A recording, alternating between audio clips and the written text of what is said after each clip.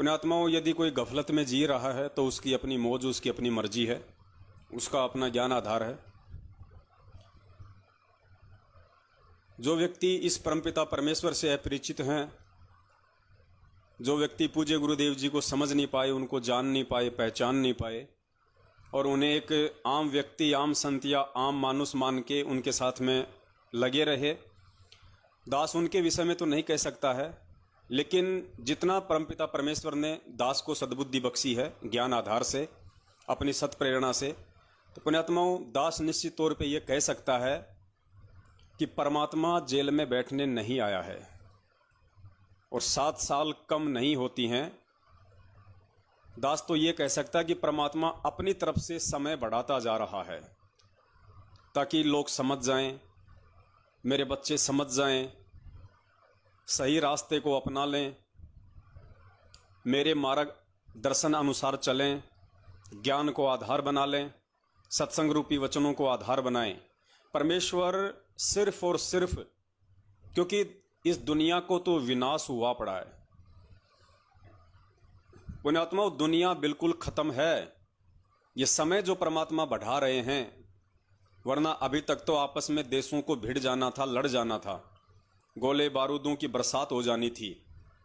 लेकिन परमेश्वर सिर्फ आप और हम चंद मुट्ठी भर भक्तों के लिए ये समय बढ़ा रहे हैं, लेकिन कब तक बढ़ाएंगे?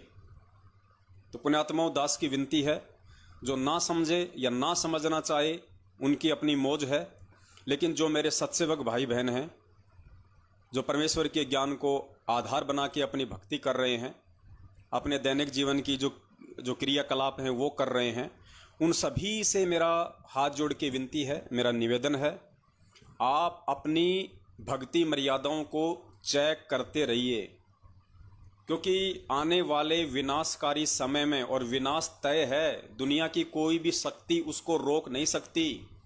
एक रोकने वाली शक्ति केवल पूज्य गुरुदेव जी हैं, और पूज्य गुरुदेव जी कभी भी इस काल भगवान के अड़ंगों में बीच में अपनी किसी भी प्रकार की बाधा उत्पन्न नहीं करते हैं।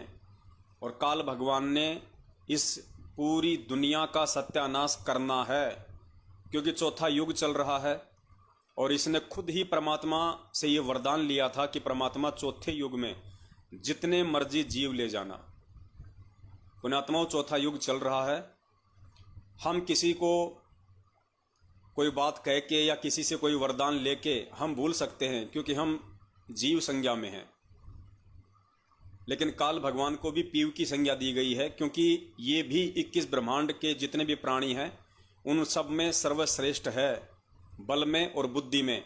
ये भी 21 ब्रह्मांड का स्वामी है, इसको भी संतों ने ज्योति निरंजन की संज्ञा दी है।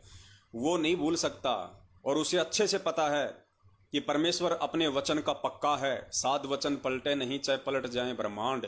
तो परमेश्वर आएगा और मेरे मुख से निवाला छीन के लेके जाएगा, क्योंकि ये काल भगवान कोई आलू टमाटर गोभी नहीं खाता है। ये सूक्ष्म वासना, हमारे सूक्ष्म शरीर में जो वासना जमा होती है, आप सबको पता है, ये तपस्या पे उसे खाता है। तो ये इतनी आसानी से अपना भोजन कैसे जाने देगा? हर संभव ये कोशिश करेगा और कर रहा है। जगत वाले तो सारे इसकी परिधि में हैं, लेकिन भक्तों पर भी काफी संख्या में इसने अपना डेरा डाल लिया है। तो दास की विनती है, परमात्मा अब जबरदस्ती नहीं करेगा।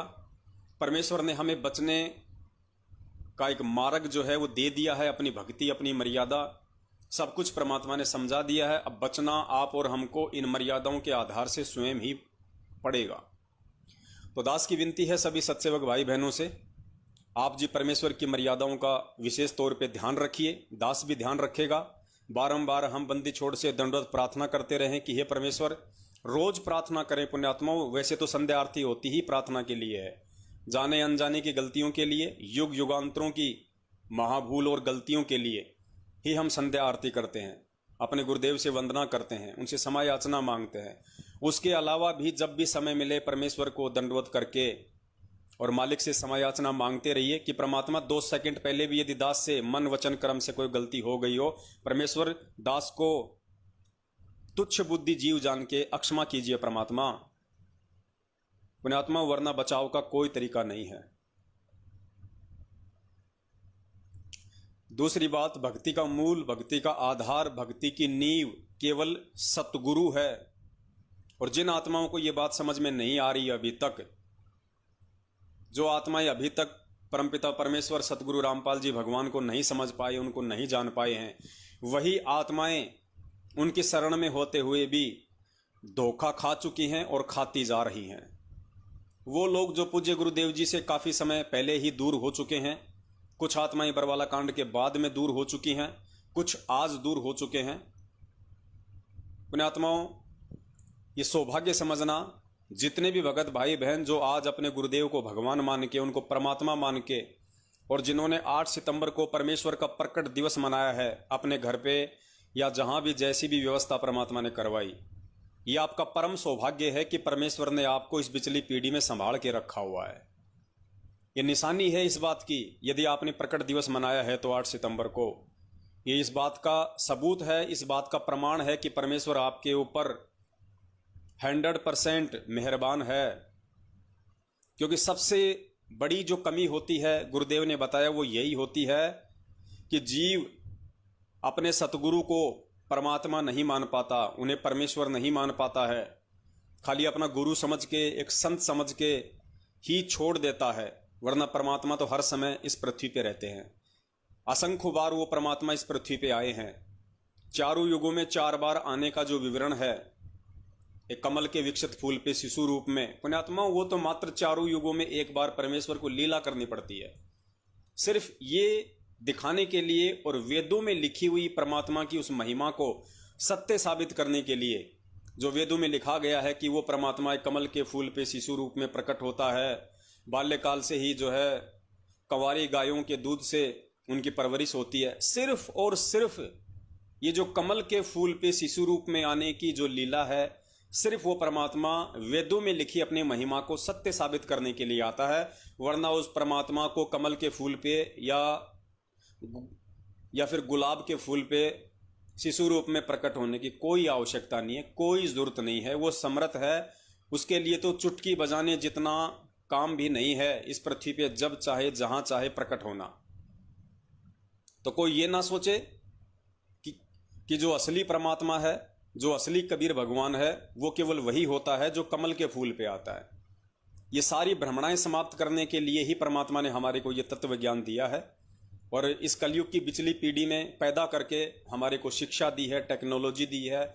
ये विज्ञान हमें इसलिए दी है कि हम परमेश्वर को बहुत जल्दी समझ जाएं। क्योंकि पुण्यात्माओं, विज्ञान ने जो उन्नति की है और जो ज्ञानहीन प्राणी है वो विज्ञान की उन्नति देख के भगवान को भूलता जा रहा है। लेकिन गुरुदेव ने कहा कि जो मेरा हंस होगा वो विज्ञान से समझेगा, मुझे समझेगा, मेरे विधान को समझेगा और ज़्यादा वो दृढ़ होगा परमात्मा में। अपने आत्माओं, कॉमन सेंस की बात है, विज्ञान किसने बनाई? लोग बोलेंगे भैया वैज्ञानिक ने बनाई। वैज्ञानिक कौन है भैया? एक इंसान है। इंसान को किसने बनाया भाई? परमात्मा ने बनाया। जब विज्ञान बनाने वाले वैज्ञानिक को परमात्मा ने बनाया है तो पुण्यात्माओं, ये विज्ञान बड़ी हुई या उस परमात्मा का वो तत्व ज्ञान बड़ा हुआ जो इस परमेश्वर ने आके आप और हम सबको दे दिया है। और ये विज्ञान तो गुरुदेव ने बताया कि इस परमेश्वर के तत्व ज्ञान के आगे छींट भर भी नहीं है, छींट भर भी, यानी ऊंट के मुंह में जीरे के समान भी नहीं है विज्ञान, ये टेक्नोलॉजी। ये भी तो परमेश्वर का दिया हुआ माल मटेरियल है जिसके आधार से वैज्ञानिक अपना शोध करते हैं, आविष्कार करते हैं। और गुरुदेव ने बताया कि 2 साल वर्षा ना हो, अनाज के दाने दाने के लिए तरस जाएंगे, त्राहीमान मच जाएगा। इनके रॉकेट, इनके हेलीकॉप्टर, इनके विमान सब के सब पृथ्वी पे पड़े रहेंगे, उनमें जंग लग जाएगी, कोई चलाने वाला नहीं बचेगा। तो जितना भी सब कुछ है, चाहे विज्ञान हो, ये सब कुछ उस परमेश्वर की देन है। और पुण्यात्माओं, आप और हमारा सौभाग्य कि हम उस परमपिता परमेश्वर, उस ज्ञान विज्ञान और उस तत्व ज्ञान के जन्मदाता परमपिता परमेश्वर सतगुरु रामपाल जी महाराज जी के भगत हैं। हम उनके शिष्य हैं, हम उनके अनुयायी हैं। और वो भी सत्सेवक के रूप में परमात्मा ने आप और हमें चुना है। ये वर्णन नहीं किया जा सकता पुण्यात्माओं। सबसे बड़ी हमें खुशी इसी बात की होती है कि इस दुनिया की 8-8.5 अरब की जनसंख्या है। इस बेइंतहा भीड़ में से उस परमात्मा ने 27 वर्षों में 15-20 लाख लोगों को अपनी शरण में लिया था। और 15-20 लाख लोगों में से परमात्मा ने चंद मुट्ठी भर अपनी प्यारी आत्माओं को सत्सेवकों के रूप में अलग छांट दिया, जो परमेश्वर के मिशन को उनकी सत प्रेरणा और उनके आशीर्वाद अनुसार आगे बढ़ा रहे हैं।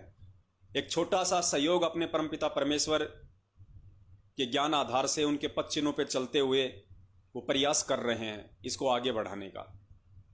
क्योंकि कोई भी बाप है, बाप चाहे वो किसानी का काम करो या बाप चाहे किसी प्रकार का कोई व्यापार करो, कोई बिजनेस करो, हर पिता चाहता है कि मेरा बच्चा समझदार होके पढ़ लिख के मेरे काम धंधे में मेरा हाथ बटाए। तो हमारे पूज्य गुरुदेव जी का सबसे बड़ा काम यहाँ पे भक्ति रूपी खेती करना है, भक्ति की बाड़ी लगाना है। पुण्यात्माओं, जब परमेश्वर ने हमें 3, 4, 5 वर्षों में इतना ज्ञान देके अपना सत्संग रूपी दूध पिला पिला के तैयार कर दिया, युवा कर दिया, तो आज आप और हमारी क्या जिम्मेदारी बनती है? हमारी जिम्मेदारी बनती है कि हम उस परमपिता परमेश्वर के सत मिशन में सहयोग करें। और सत मिशन में सहयोग पुण्यात्माओं वही आत्माएं कर सकती हैं जो आत्मा सबसे पहले अपने गुरुदेव को समझ जाएंगी या अपने परमात्मा को पहचान जाएंगी। क्योंकि इस भगवान को पहचानना ही सबसे बड़ी टेढ़ी खीर है।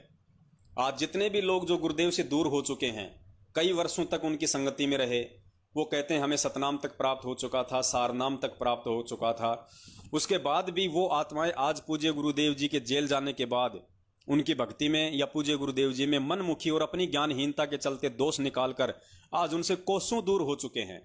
या तो अपनी परंपरागत भक्ति साधनाओं में लग चुके हैं, या दूसरे काल भगवान के संतों के पीछे जा चुके हैं, या खुद ही वो गुरु बनने की अपनी प्लानिंग में लगे हुए हैं। ये दुर्भाग्य है उन आत्माओं का।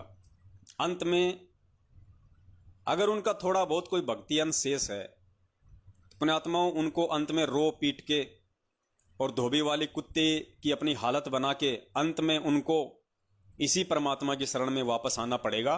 क्योंकि आने वाले समय में जो तांडव मचेगा, जो विनाश इस पृथ्वी पे होगा, हम उसकी कल्पना भी नहीं कर सकते।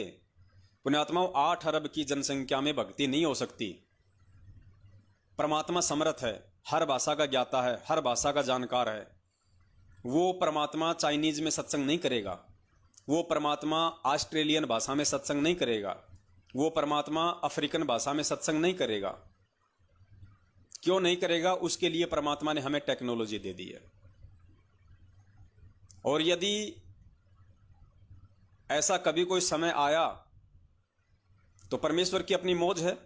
यदि उनको अंग्रेजी में सत्संग करने की आवश्यकता पड़ी तो परमात्मा अंग्रेजी में भी सत्संग करेगा।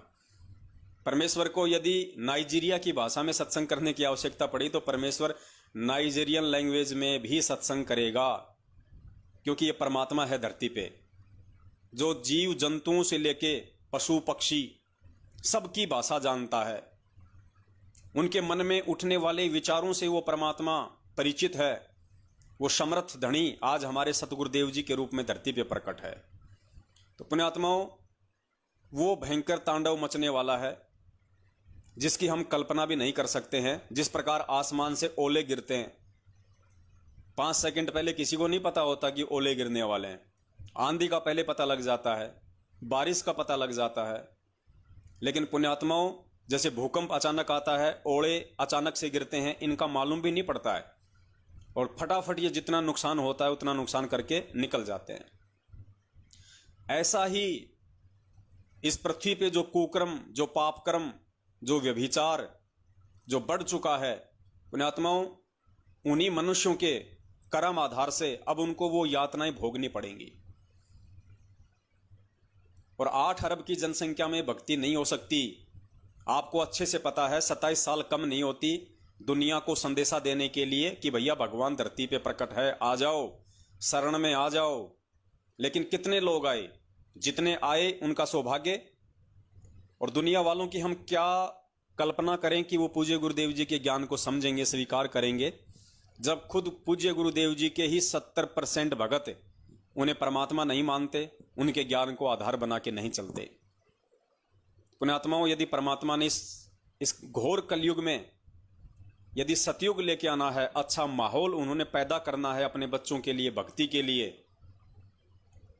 क्योंकि आप देख रहे हो, जो भगत पूर्णतया परमात्मा की मर्यादाओं में चल रहा होगा, पूर्णतया जिसको कह सकते हैं कि ये एक सच्चा भगत है, पुण्यात्माओं उस भगत का आज वर्तमान परिदृश्य में जीना मुश्किल है यहाँ पे, उसका जीना मुश्किल है, क्योंकि ये 21 ब्रह्मांड, ये काल का लोक है, और 21 ब्रह्मांड में झूठ, छल, कपट, चोरी, जारी सारे कुक्रम हैं। और ऐसे लोगों के बीच में एक साधु बन के कोई सोचे मैं भक्ति कर लूं, पुण्यात्माओं, ये तो उस परमात्मा का विशेष आशीर्वाद और परमात्मा की विशेष मेहर उन आत्माओं पे है जो वर्तमान में ऐसे लोगों के बीच में रह के अपनी भक्ति कर रहे हैं। वरना यहां पे आप एक सेकंड राम का नाम नहीं ले सकते, आप एक सेकंड ये भक्ति नहीं कर सकते आप। लेकिन जो कर रहे हैं पूर्णतया मर्यादाओं में रह के, उन पे गुरुदेव की विशेष मेहर और रजा है। और जो कर रहे हैं वो कितना बेचारे भयभीत होके कर रहे हैं, कितना वो डर डर के कर रहे हैं।